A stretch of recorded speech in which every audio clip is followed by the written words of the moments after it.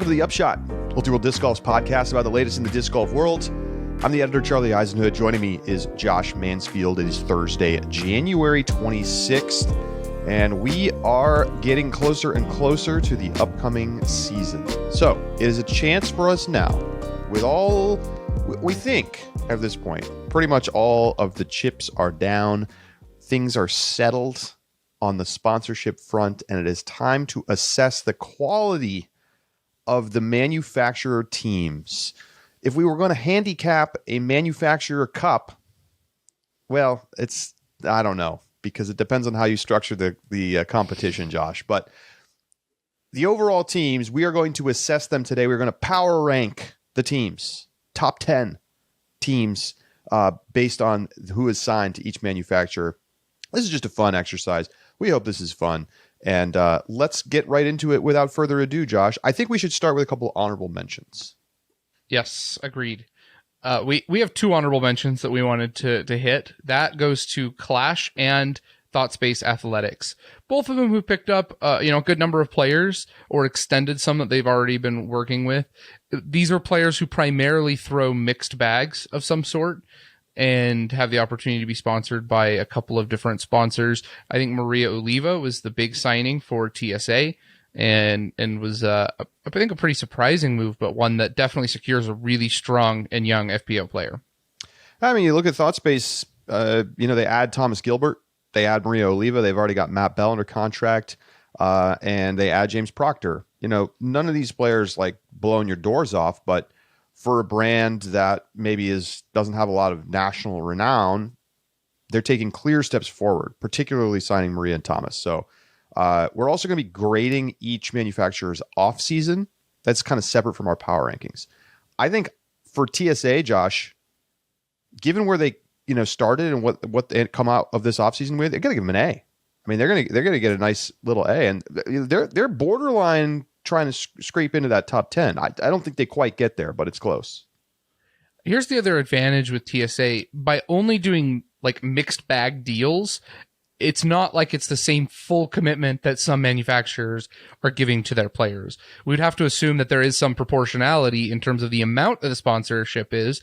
Thus, TSA is able to, in a cost-effective way, get some pros who you do see on coverage throwing a couple of their discs. While it may not be the entire bag, they're also probably not paying for their van an entire season. So big win for TSA. I think Clash has some good extensions in there, but I'd probably give a B+.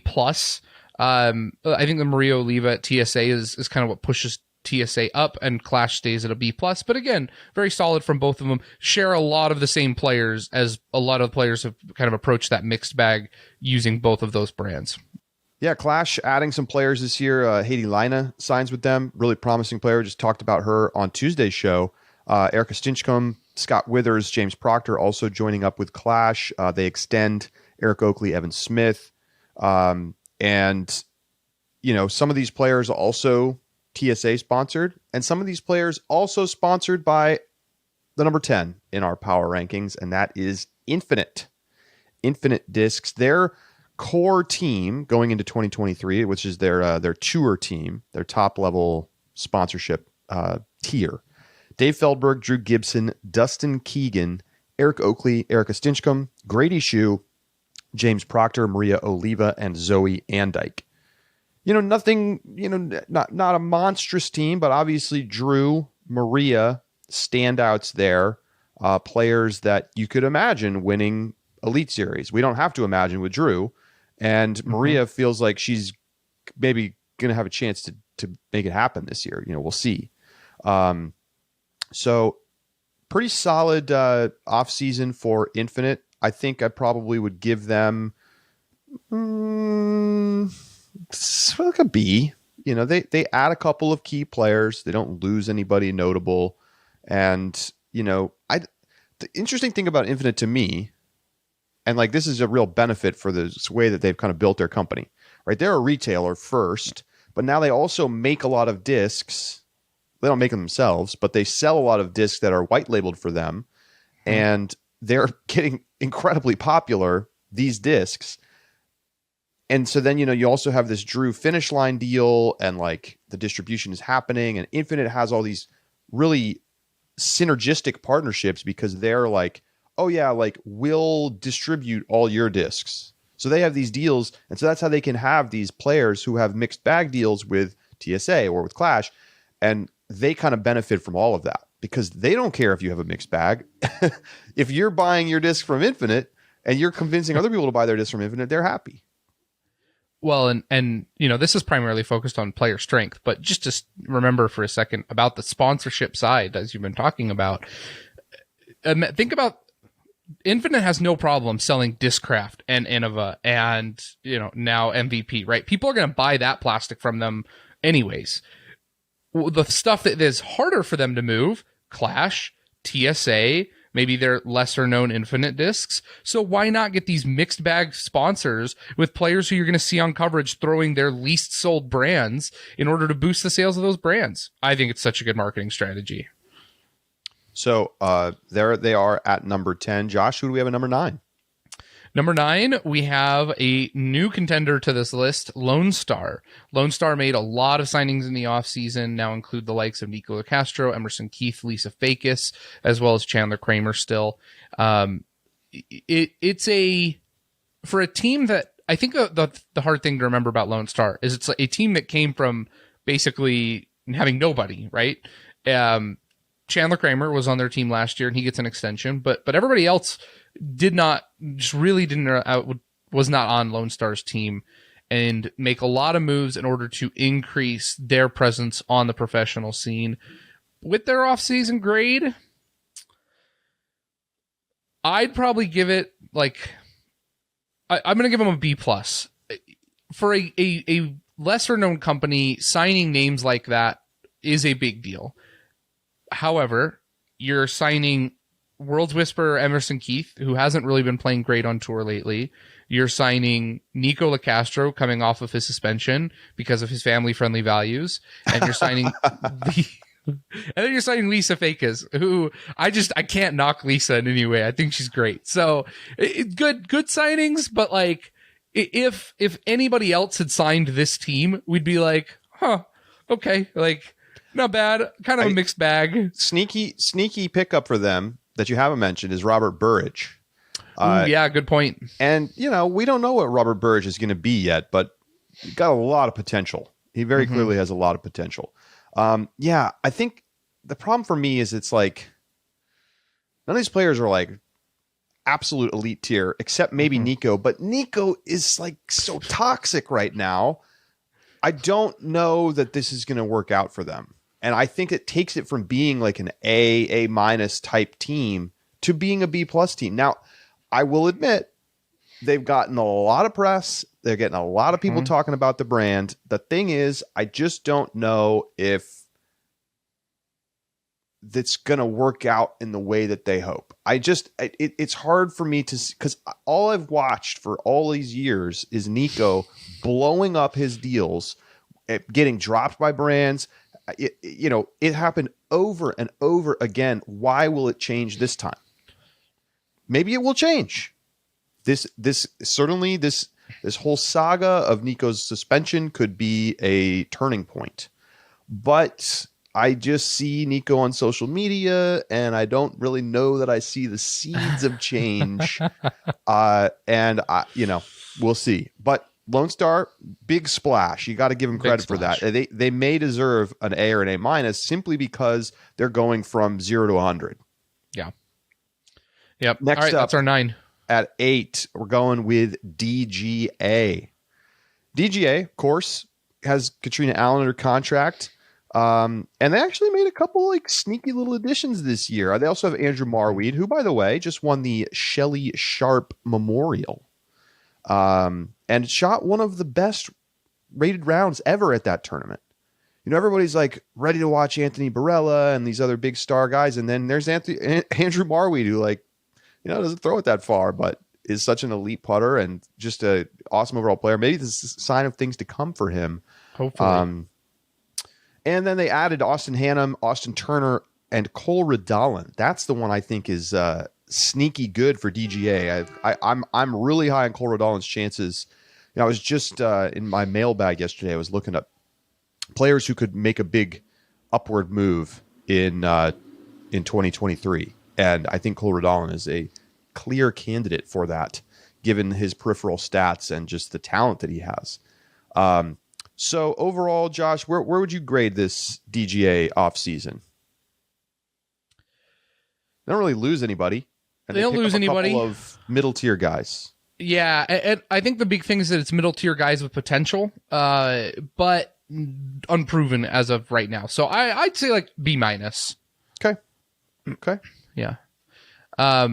Next up in our 7th spot. Now this one, I think we talked a lot about this one. The 7th spot is Prodigy. Prodigy did nothing. Like absolutely nothing this offseason, really. I think they might have... Did they restructure Vino Makala's deal? Maybe. I think I remember seeing that. So yes, they've got a 5-year. Oh no, that was last year even. So okay, I'm looking a year behind. So Vino Makala's, they kept a lot of players. They have a lot of good players. They have Isaac Robinson, Alden Harris, Vino Makala, Gannon Burr. There's the obvious one. I knew I was forgetting him. Kevin Jones, of course. Kevin Jones, of course. Luke Humphreys. Lots of really strong MPO players who they still have under contract. There were no extensions of any of those players. A couple of them already on long-term deals, but the likes of Gannon and Isaac are not. And here's the glaring hole in Prodigy. They have no FPO players. They have Luca Lorenzen. Okay. Just to be clear. Yes. Where did 34th? A glaring hole. And it is. And a couple of FPO players went up for contract this year. And I think there were opportunities to try and get an FPO player. And it doesn't appear that Prodigy succeeded in doing so. And that's just something that I don't think you can overlook. And so we give Prodigy the 7 based on kind of the holistic view of their team. What do you think about off-season grades then, Charlie? I mean, it's hard to grade something that didn't happen. Yeah, I mean, they don't lose anybody really, but they don't gain anybody. Standing pat with no real FPO presence to me feels like a mistake in 2023. Mm-hmm. And so I think I'm going to give them a C-. If they announced a 5-year contract extension with Gannon Burr, for instance, like that would upgrade them for me. But instead, all the rumors are that Gannon is wanting to get out the door, and Isaac is wanting to get out the door. And they did lose Thomas Gilbert. I forgot to mention that.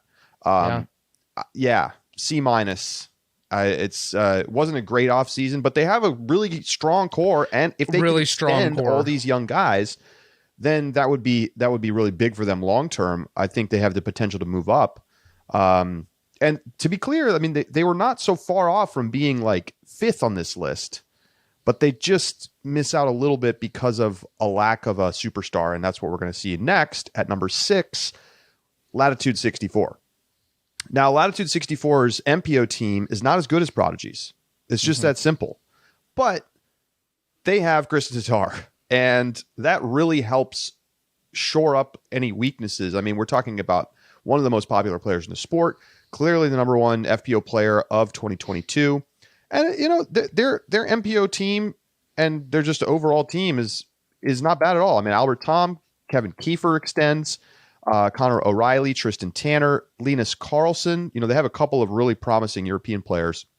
They signed Jake Hebenheimer, Rebecca Cox and Silver Lott both extend, and Lowry Lettinen is on a second year of a 2-year, and then of course Tatar signed through 2025. So solid middle of the pack team overall, plus Kristen Tatar. Yeah. So it's not quite enough to really like move past a lot of these other brands, but as we've talked about, Latitude 64 feels well positioned to make a splashy signing next season. It just feels like they're like ready to make that move. And if they could pair Kristen with a really strong top 10 type MPO player, it feels like they would shoot up this list a little bit.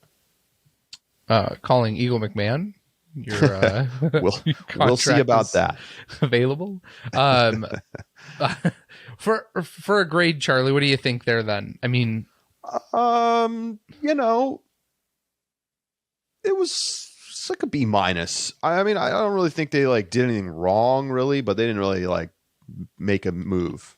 Yeah, good extensions, right? I think they have a lot of potential on their team. Just gotta see some performance. So, next up in our number 5 spot, we give it to Dynamic Discs. Dynamic Discs suffers from a lack of depth on both sides of their professional team. And that's not to say they don't have good players. They really, I mean, they have the reigning player of the year on the MPO side in Ricky Wysocki, and another top 15 guy in Chris Clemens, who took 13th last year on the Pro Tour standings. Strong MPO side. And then on the FPO side, this is where, I mean, you have Kona, who finished 22nd, and then Macy Veladiaz, who finished in 18th. Macy Veladiaz did get an extension in this offseason. I think that's a good signing. But they lost. Yes, Valerie Mondahano and Mason Ford. Mm-hmm. And you know, obviously Valerie Mondahano, the bigger deal of the two. A painful loss for sure. Yeah. So Dynamic Discs has it feels weird to put a team that has the guy who just won Player of the Year in 5th, and then we also have the FPO Player of the Year down in 6th. But it feels like those teams have just invested so much at the top of their talent that they don't have a lot behind it.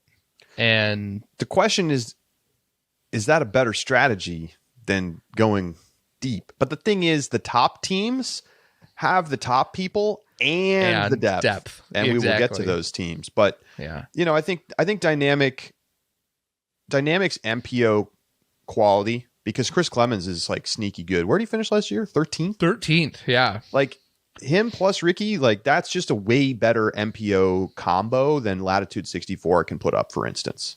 Mm-hmm. Or really like most teams until you get to the top. So, you know, Chris Clemens feels like middle of the pack, but he's really better than that. Like he is a top 15 guy in the world. He is. Yep. So, even though they don't have the depth, which holds them back a little bit, they do have the top end, particularly in the MPO side, to hang in there. And who knows? Like, I mean, if Kona can turn it around, it would be an amazing story, and already, you know, is getting talked about constantly. So I think it's a good spot for DD. Where do you grade them? You know, lose some good players who I think added that depth. I don't see really a lot of signings. I think the Macy Veladiaz extension is, they did extend Chris Clemens as well. And Zach Melton. Where did Zach Melton finish in the standings? I mean, yeah. He's more of like a cool guy than a great player. I'm sure his discs sell though. I bet they do get to move some disc things to him. But anyway, I think the Macy Veladiaz extension saves what could have been a pretty ugly offseason for them. I mean, never great to lose Valerie Mondahano, but Macy Veladiaz has a lot of potential, and I could easily see slotting into Valerie's place and even possibly winning an Elite Series this year. So probably a C. I mean, just very, very mid, very average, I think.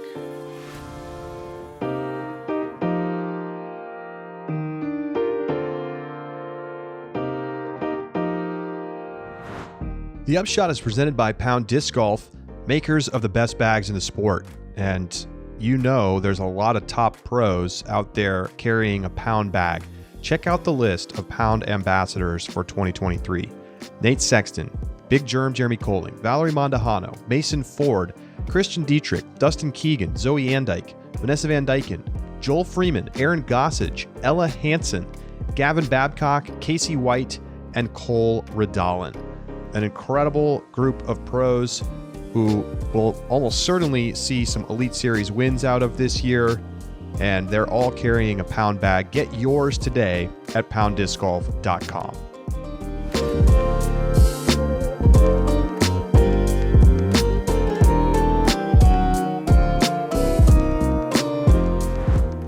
All right, we go to number 4.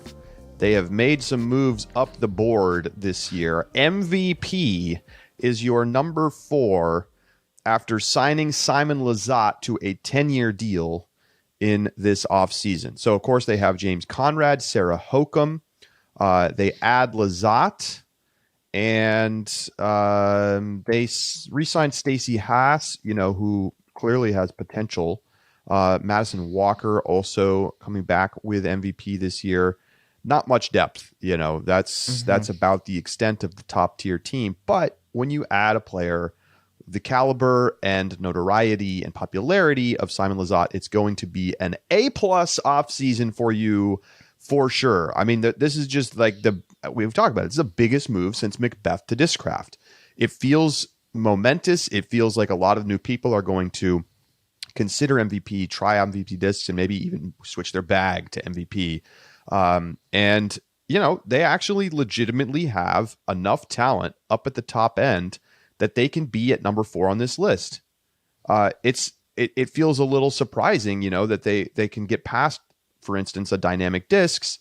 But when you look at the, totality of having Simon and James Conrad and then Sarah Hokum, I think that's slightly better than what DD has to offer. It depends a little bit on how much you want to weigh having a number 1 player overall with a 13 versus, James a little bit better than Chris and Simon a little bit worse than Simon.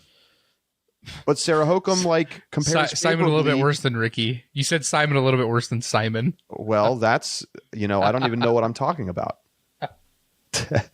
Just my mind is playing loops. Yes, that is what I meant. So I think, it's very close for me between DDE and MVP for this slot. Here's the point I want to make though. Take Ricky and Simon, you probably give preference to Ricky, obviously. I think you definitely give preference to Ricky. Yes, definitely. From a competitive standpoint, 100%. Right. And look, yes, did James and Chris finish around the same place last year? They did. Do they probably finish around the same place when you look at a season with most of the season in question? Yeah. But James is one of the few multi-time major winners that we 100%. Have who are still actively playing. And if James went out and won Worlds at GMC, would it be a surprise? Yes. But would it blow us away? Why not? Why couldn't he? Sure. But if Chris won, it would be shocking. If Chris Clemens won GMC, that may be... I think the difference between those players is that James has that top level, can win a tournament ability that we've really never seen from Chris Clemens. Exactly. And that's enough for me. The fact that Simon and James go rolling into MVP or rolling into Worlds at Smugs, I think has a better chance, or at least an equal chance, to Ricky winning that tournament. Do you have to combine the odds? Interesting. I mean, Rick's just good up there. Right now, right? Yeah, but I think you're probably right. If you add the percentages up, it's right. Close. Yeah, it's close. So that plays a big deal for me, and I think that's what helps elevate MVP. So okay, let's move on. Moving on to our third spot. This one I think was so fun to talk about, and I'm really excited to talk some more about it. It's Discmania. Discmania, I'm going to jump real fast to their off-season grade. It's a D. Take a hard L for losing Simon, and it doesn't feel like it's like any fault of their own, but losing a guy like Simon... I don't think you get to absolve them. Okay. If they're not going to pay the man, and they only want to pay the man when somebody else comes in to want to pay the man, I think you have to take an L for that. Yes, you're right. No fault of your own is not the way it should be. They were clearly underpaying him relative to his value in the market. And if they were willing to pay him more, it must mean that they felt like he was worth more to them than they were paying him. I chose this grade. I think people could look at this as an F offseason, Josh. I chose this grade. I will explain why I think it's a D and not an F, but you can go ahead first. Yeah. I guess the better way to put it is, despite efforts to try and keep him after... the competitor arose, they still lost Simon, right? Sure. Big L. But the reason Discmania is in 3, they still have, assuming Eagle is healthy, a top 3 player in the world, arguably. I mean, on any given season, that's where Eagle can finish. I don't even think it's arguable. If he's healthy, the guy is potential to win player of the year. Yes. Won a major even when he wasn't healthy, right? Shows up and shoots one of the was it the best rated round at a major? I think it was the best or the best overall tournament rating at a major ever, and still injured. Like, so you just have an immense amount of talent in Eagle. But don't forget, you've also got Kyle Klein, and they recently signed Gavin Babcock, and there's Casey White. I mean, there is some depth to the field as well on the MPO side. The other big deal is that they have Ella Hansen, who is slowly climbing the ranks of FPO. And if she can continue to improve on the short game, and it's not even like putting yips, right? It doesn't feel like it's a mental game like it is with Evelina and Henna. It really just feels like she needs more time to practice putting and upshots. That's something that will come with time. And as she continues to rise, she has nearly unmatched power. I mean, she throws among the furthest in the sport. And she told us, she's like, I throw further than Paige does. I mean, I don't even think, for me at this point, Ella is the number one thrower on tour for distance. I don't see who would take the mantle. I don't know. I don't either. I think, didn't she win the distance contest at USDGC? Yes. It's just like total mash. She, and as FPO courses are getting longer and kind of matching those MPO courses, I really think Ella just has a huge advantage there. So Discmania still has a really strong team despite losing Simon. Yeah. So why do they get a D and not an F? It's not like they really did anything else this offseason. I mean, signing Gavin Babcock, like, okay. The reason that they get a D is that they get $1 million from MVP when they lost Simon. And I think that, you know what? Like, that's money that can go to use for a future contract. Like, that's like a decent amount of money. You know, like that's like a multi-year FPO top player contract, for instance, if they wanted to do that. So I think that upgrades it just enough. And the fact that, they still have Eagle, keeps it from being like a total disaster. I mean, it's kind of crazy that they're in the 3 spot. It really is. If Eagle doesn't get right, then their team starts to look real suspect. I mean, still a couple good players, but zero depth whatsoever. But, with Eagle, who presumably is going to be back playing again 100% this year, this is an elite level team. There's just not that many companies that have top 10 MPO and FPO players. So isn't Kyle Klein also top 10? He was right around that border 9 this past year. Yeah. So 2 top 10s. And he had a slow start to the season, but he really picked it up late. I think he could have a great 2023. So anyway, there you go. Discmania at number 3. At number 2, it is going to be, for the first time in a long time, this company is at number 2 and not at number 1. Innova at number 2 this year.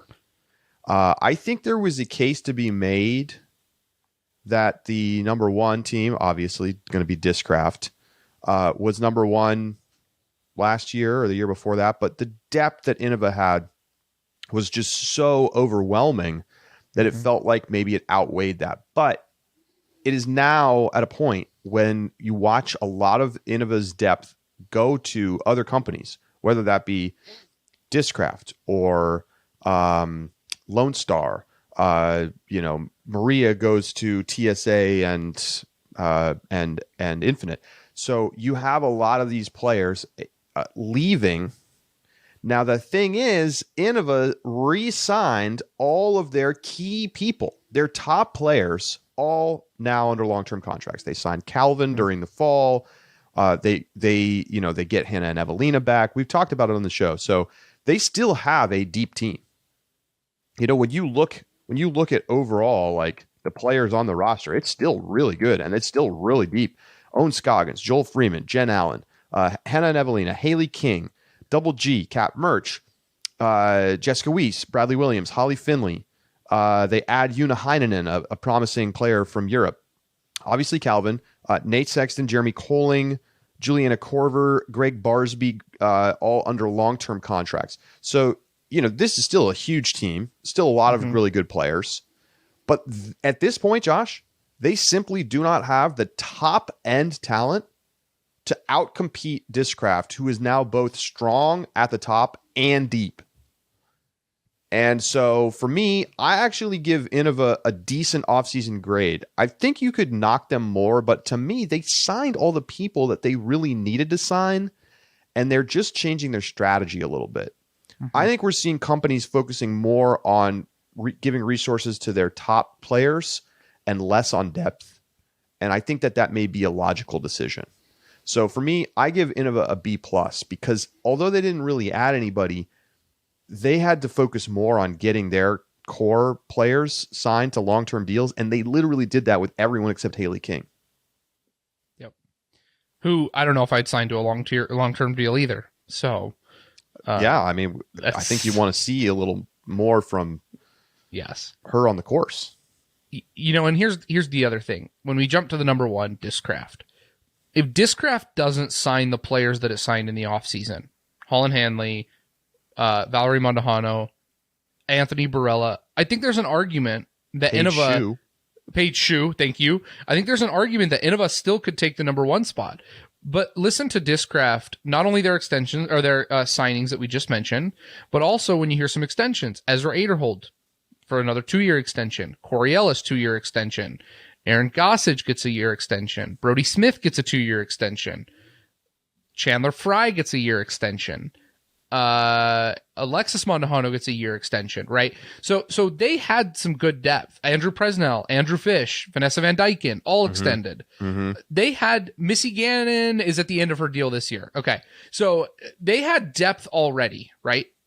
Yep. But now the adding the likes of Anthony Barella, Valerie Mondahano, Holland Hanley, and Paige Shue, would it shock you if one of those 4 players takes home an Elite Series? Absolutely not. No. Valerie Mondahano took multiple down last year. Yes, exactly. So now they have the top end talent in Paul Macbeth and Paige Pierce. Chris they Dickerson.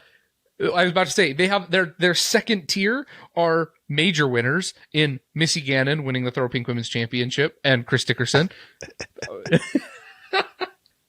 I didn't need people in the chat being like, that's right. Thank you. Everybody stay out of the chat. I don't want to hear from any of you. We are consistent in our application of the major title. Continue. Their second tier talent, right? Chris Dickerson, Missy Gannon. Their third tier talent now, Corey Ellis, Anthony Barella, Valerie Mondahano, Holland Hanley, Paige Shue, right?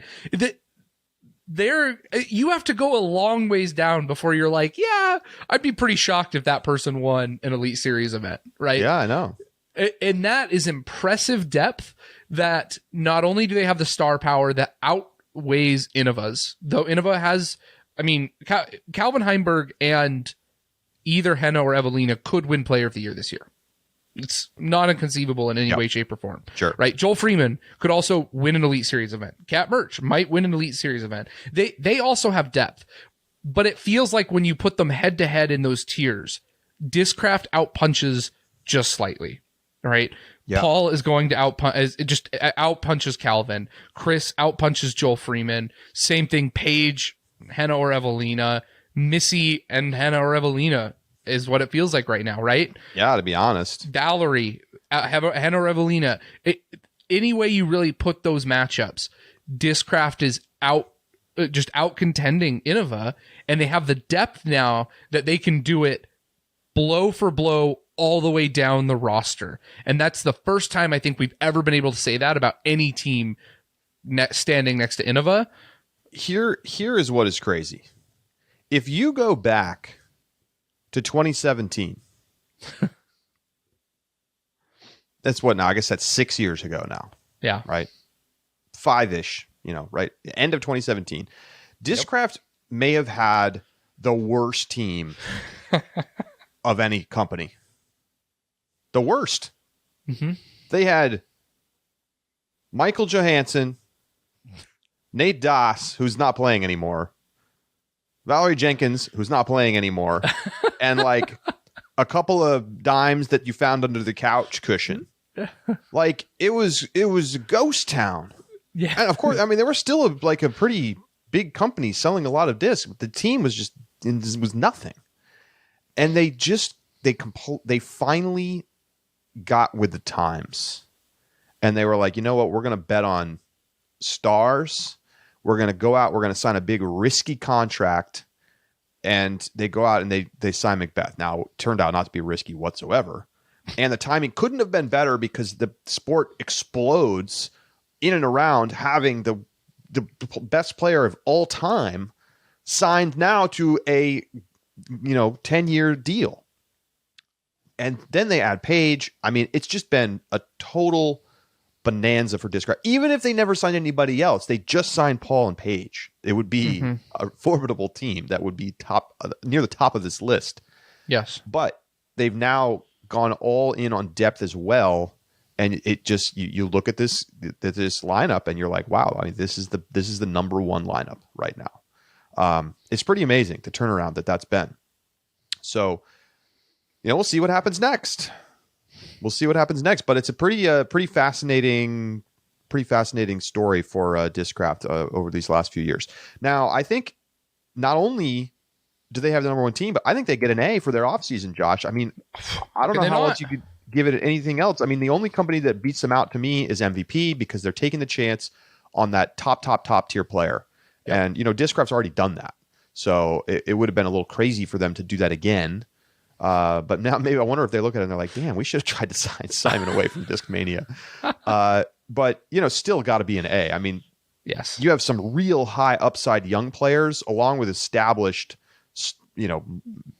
Elite Series winners joining the roster and a major winner in Paige Shue. Yeah.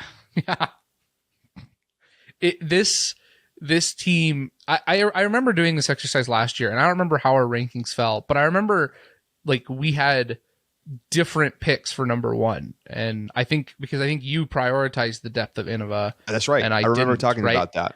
That's how I recall it in my memory. Yep. And it's so funny because right now, I don't think I could even hear an argument in this preseason right now. I mean, this may change, right? Calvin may come out and start playing like the number one player in the world, and Hannah and Evelina could learn to putt, right? And all of a sudden, we got to have a completely different conversation. But right now, as it sits in the preseason, I don't think you can make a good faith argument that there is a better team than Discraft. I don't think I don't know. I don't know how you do it. They won more majors than any other manufacturer last year, right? Yep. Paige got 2, Paul got 1, Chris got 1. Who won the other ones? Well, Prodigy got USDGC. Yep. And DGA got Throw Pink. Yep. Then you have Innova got US Women's. Discmania got European Open. And then Latitude 64 got Worlds. There you go. So I don't think any other team got more than 1. And Discraft's got 4 of the active major winners who they didn't even sign. Those were already on the team. Yep. I mean, what more needs to be said? Can't make a good faith argument. You just can't do it. Discraft has, bar none, the best team in disc golf right now.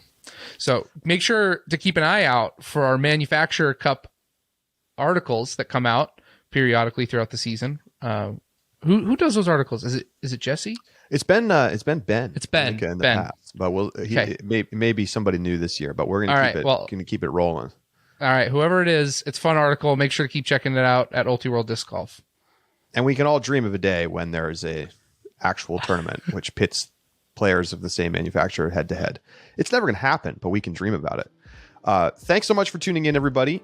That's going to do it for this edition of the Upshot. Make sure you check out our subscriber bonus segment, Inside the Circle. You can go to discgolf.ultiworld.com/subscribe. It's less than $4 a month. You get access to the Discord, which has just been awesome lately. And can't wait to get rocking and rolling with the season as well, and our rapid react shows and everything else that we do. You also get the mailbag every week. So for Josh Mansfield, I'm Charlie Eisenhood saying so long, and we'll talk to you next week right here on the Upshot.